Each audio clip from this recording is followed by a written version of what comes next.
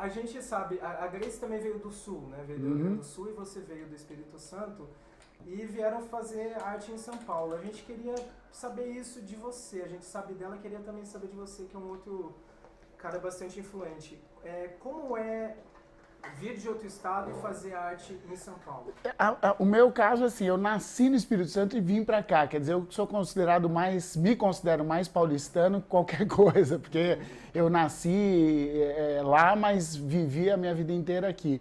Então, a minha experiência com a cidade, ela é ligada à arte já desde a juventude, quer dizer, já desde da adolescência.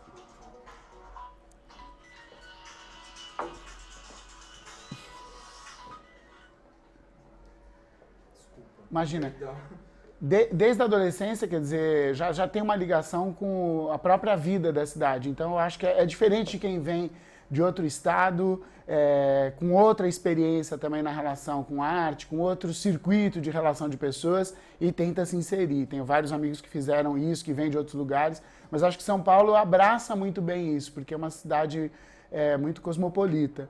Ela tende, entre as cidades brasileiras, a ser a menos provinciana, embora eu acho que em muitos aspectos é provinciana, ou seja, tem ainda seus pequenos nichos, as suas pequenas panelas, mas ela acaba exigindo mais que as pessoas se exponham, se coloquem de uma maneira mais incisiva e tem espaço para todo mundo. Ela é bem diversa, acho que essa é uma das grandes qualidades da cidade de São Paulo. Legal. E o Terça Insana hoje esse ano está completando 12, 13 anos e nós sabemos que o Palapatões está com 23, eu acho. Isso. Já é um mocinho, já é quase um adulto. E a gente, no nosso projeto, a gente está discutindo muito isso, a vida que esses projetos têm, né? E a dificuldade num país como o nosso sobreviver tanto tempo. Aqui você conta mais, assim, por que você acha que vocês conseguem sobreviver fazendo teatro, fazendo o humor, enfim, o drama em cima dos palcos? Bom, eu acho que primeiro é muito trabalho. Eu conheço a Grace Janucas muito antes do Terça Insana. E, curiosamente, a gente já teve o mesmo produtor. No princípio dos Palapatões, a gente trabalhava com o Leopoldo de Léo Júnior, que é um produtor de teatro, que produzia diversos espetáculos, e ele começou a trabalhar exatamente com os Palapatões e com a Grace logo no começo dos Palapatões, e ele tinha lá entre os espetáculos que ele ofertava e que ele tentava inserir nas cidades, nos nichos de mercado que existiam na época, as duas propostas, a da Grace como espetáculo solo e dos Palapatões no começo. Então a gente pôde se acompanhar muito o que cada um tinha como perspectiva. Eu acho que a Grace, quando começou o Terça Insana, não queria, no primeiro momento, fazer uma coisa que era para dar certo como deu. Acho que ela queria ter um espaço para o humor, onde ela pudesse manifestar e onde ela agregava um monte de outros humoristas.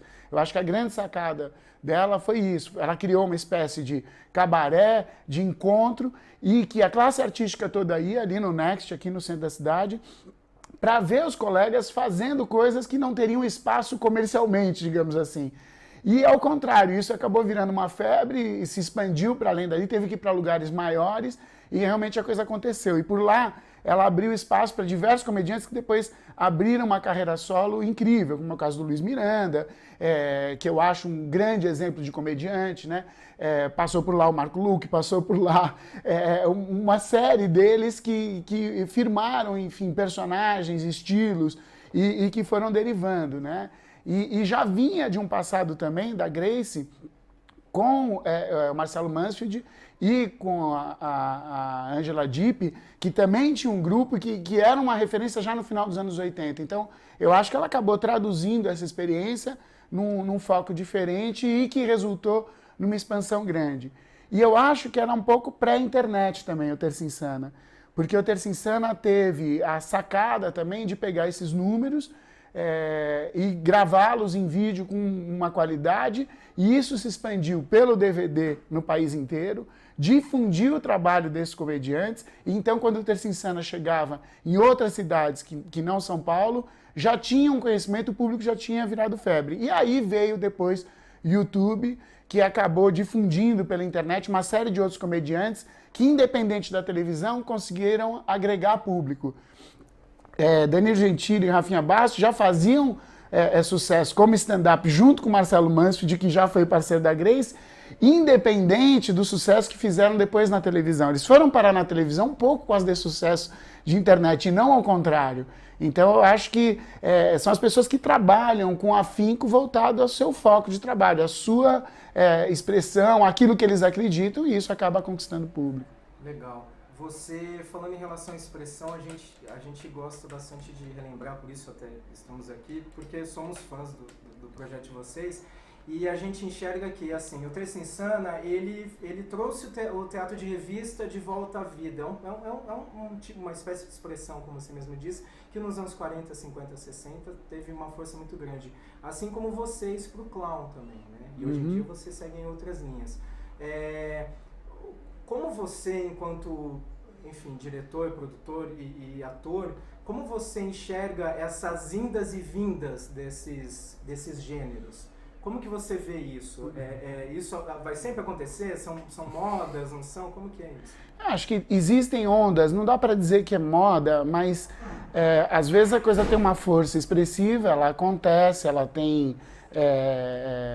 chama a atenção do público de uma determinada maneira, num determinado tempo, e isso gera um impacto que as pessoas querem fazer. Então, meados da década de 90, começo da década de 90, meados, essa coisa do palhaço aconteceu de uma maneira muito forte. Era quando os Parlapatões estavam começando, então tinha uma série de gente se apresentando como palhaços. Depois veio esse humor de personagens mais ligado ao Terça Insana. E depois veio o stand-up comedy, que é, na verdade, sem personagem, um pouco mais autoral, o comediante se expressando ali. E óbvio que isso cria redes, pessoas interessadas em aprender, gente fazendo em quantidade, e a quantidade nem sempre significa qualidade, ou seja, parece um monte de gente ruim fazendo esse tipo de trabalho, mas também abre espaço para muita gente de qualidade. E é assim mesmo, é um pouco uma seleção, eu não diria natural, mas faz parte de conquista de público. Isso não tem exatamente a ver com o mercado. O mercado, às vezes, ele é cruel, porque ele impõe uma chegada de público, mas não, é uma questão de relação com o público, porque o que a gente faz não é exatamente um produto.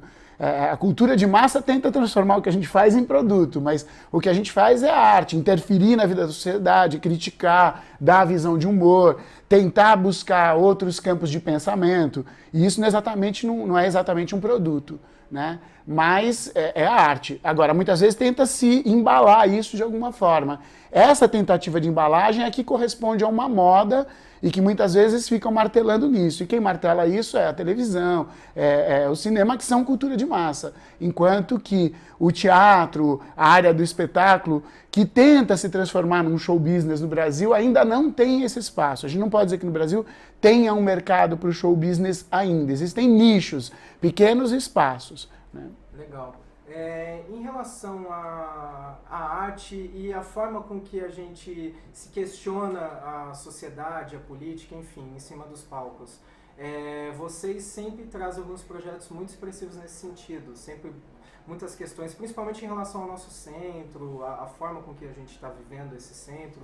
E a Grace também, em paralelo, também traz muitos questionamentos da cidade e tudo mais. Porém, vocês utilizam de personagens. A gente teve essa fase agora recente do stand-up, onde é o famoso cara limpa. E o cara limpa foi muito apedrejado, porque quem está falando é fulano, quem está falando é Beltrano. Vocês acham que, enquanto personagens, e não o Hugo, não a Grace, não o Mansfield, vocês acham que isso, vocês meio que se eximem de uma opinião? O que você acha disso? Porque as pessoas pegam mais leve com vocês, vamos dizer assim. Não, já pegaram pesado. É que talvez a gente tenha já enfrentado essa situação. Eu já passei por essa situação de dizer certas coisas em cena e isso ser visto e incômodo. É que o humor tem um potencial destrutivo muito forte. É inerente ao próprio humor querer destruir ícones e totens e coisas muito estabelecidas da sociedade. E o humor não tem como função reconstruir isso. Então, a moralidade, o pensamento mais conservador fica muito incomodado. E vem para cima dos humoristas como se a gente tivesse um poder até maior do que a gente gostaria de ter para nos destruir. Eu fui muito solidário ao Rafinha Bastos com a experiência dele e saí já defendendo de cara, porque assim, há uma tendência das pessoas quererem proibir o outro de se expressar. Você pode concordar ou não concordar com o que o outro expressou, mas querer proibir é muito grave. E a grande mídia foi por esse caminho. Foi taxando o Rafinha de rei da baixaria. Eu acho que a piada que o Rafinha fez, e ele também sabe disso, não foi uma piada genial, sensacional, mas ele foi pressionado por uma questão comercial. Foi o Ronaldo que tomou atitude, que pressionou a Band, numa coisa comercial que não tinha a ver com uma piada que ele já tinha feito 500 milhões de vezes antes no CQC. Então, realmente foi muito injusto aquilo. E eu já tinha me visto naquela mesma situação em outras épocas. Então, eu falei, não pode ser, porque eu já fui processado por vilipêndio ao culto religioso, porque numa peça narrava a respeito de um sonho, de um personagem que falava sobre Jesus, e aí os católicos vieram para cima de mim e me processaram. Felizmente, eu ganhei o processo, mas assim, é muito incômodo quando querem calar a sua boca. Porque eu acho que o país lutou contra uma ditadura, a gente vive uma democracia e tem que ter espaço para as pessoas se expressarem, concorde ou não com elas. Tem muita gente que expressa e fala muita bobagem que eu discordo, mas eu tenho que ter o direito também de ir para cima delas, né? Legal. Eu entrando até nesse quesito, muito bom, valeu. Você acha então que não há limites no humor? Eu acho que não há limites para nenhuma forma expressiva. O que há, na verdade, é se essa forma expressiva consegue ter eco na sociedade, consegue interferir ou não, se ela diz para o público alguma coisa, se ela faz o público sentir, pensar e ver o mundo de outro jeito. E muitas vezes, certas expressões do humor são conservadoras, são repetidoras de ícones, ao invés de ser combatentes desses ícones. Para mim, o mais importante no humor é saber de que lado eu tô. Eu acho que muito humorista faz piada no sentido de estar ao lado de um pensamento conservador. Eu procuro estar contra esse pensamento conservador, de jogar contra ele, de fazer as pessoas pensarem contra um preconceito e não a favor do preconceito. Então, é possível ter um humor conservador. Eu luto por um humor transformador. Legal, ótimo. Você acha que o Brasil realmente é um país de piada pronta ou não? Eu adoro essa expressão que o Zé Simão adotou do país da piada pronta, porque realmente a gente tem uma questão cultural muito forte por ter sido um país desses de terceiro mundo, cuja colonização foi feita de extrativismo. Então, não é uma colonização de construção de uma sociedade, é uma colonização na qual a oportunidade está sempre na frente. E eu acho que esse comportamento cultural ele é muito perigoso para a vida, porque permite todo mundo, ele é permissivo, no sentido de que um pode passar na frente do outro, as coisas acontecem de uma maneira em que os valores sociais se desprendem até de um sistema social maior. Então, realmente, é curioso, de repente, um palhaço falando de moralidade, né? Mas é porque é um absurdo como os valores são completamente destratados. Então, um passar a perna no outro, um passar por cima do outro, tem esse caldo cultural que é quase que uma bênção para a corrupção. E isso é muito risível, porque é uma exposição ao ridículo muito grande. E, nesse sentido, a gente tem que estar sempre fazendo uma lente de aumento ainda maior do que se faria num lugar onde essas coisas estariam mais estabelecidas. O humor no Brasil tem que ter sempre, a hipérbole é sempre maior, porque a coisa já é tão avacalhada que parece que a realidade é mais absurda do que a capacidade ficcional que a gente teria em contá-la. E é um prato cheio para vocês, né? Bom, sem dúvida. Só para fechar a nossa ideia, você acredita... Por que as pessoas riem de si mesmas no palco? Eu acho que o grande segredo do bom comediante, do bom humorista, é rir de si próprio.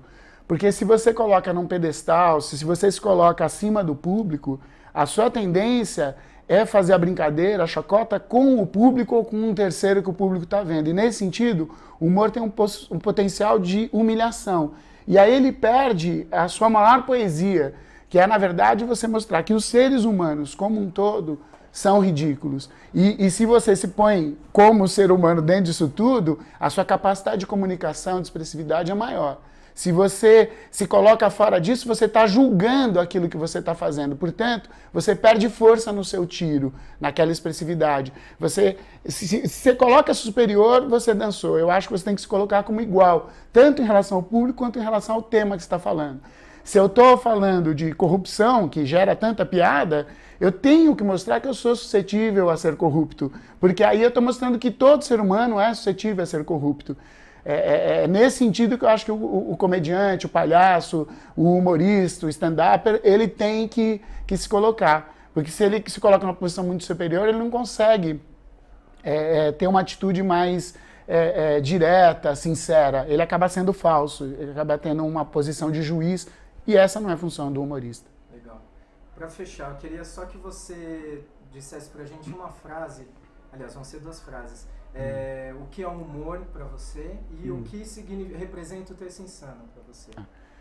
Para mim, o humor é a possibilidade dos seres humanos enxergarem o mundo de outra maneira, seja ela qual for, é uma possibilidade. E sobre o Terça Insana, eu acho...